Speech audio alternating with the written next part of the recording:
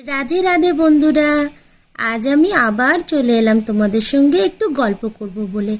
আজ আবার সেই শ্রাবণ মাস নিয়ে কথা বলবো। আর কেনই না বলবো, এখন তো শ্রাবণ মাস চলছে, আর ফেসবুক খুললেই দেখছি মেয়েরা সব হাতে সবুজ সবুজ চুড়ি পরে ফটো পোস্ট করছে।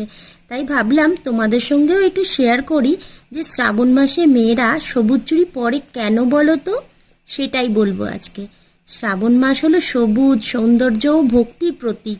এই মাসে প্রকৃতি যেমন শস্য শ্যামলা হয়ে ওঠে, ঠিক তেমনই বিবাহিত মেয়েরাও এই সবুজ রঙের চুড়ি পরে।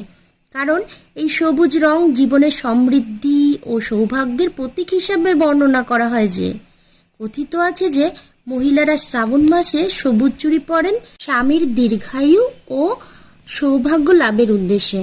মা পার্বতী ও শিবের সাথে বিবাহের আগে শ্রাবণ মাসে সবুজ চুড়ি ও সবুজ পোশাক পরতেন। সবুজ চুড়ি পরা কেবল ঐতিহ্য নয়, শিব পার্বতীর প্রতি ভক্তি ও ভালোবাসার প্রকাশ। এই দেখো, তোমাদের সঙ্গে কথা বলতে বলতে আমার গোপুর মানে আমার লাড্ডুর কি সুন্দর আমি মালা গেঁথে নিলাম। দেখো মালাটা কেমন হয়েছে, আর অবশ্যই তোমরা কমেন্ট করে জানিও যে এই মালাটা কেমন হয়েছে। আর যদি মালা নিতে চাও তাহলে অবশ্যই আমাকে কমেন্ট করে জানাতে পারো। এগুলো ফর সেলেও আছে, বা কাস্টমাইজ করেও তোমরা নিতে পারো, কালার কম্বিনেশন করেও নিতে পারো।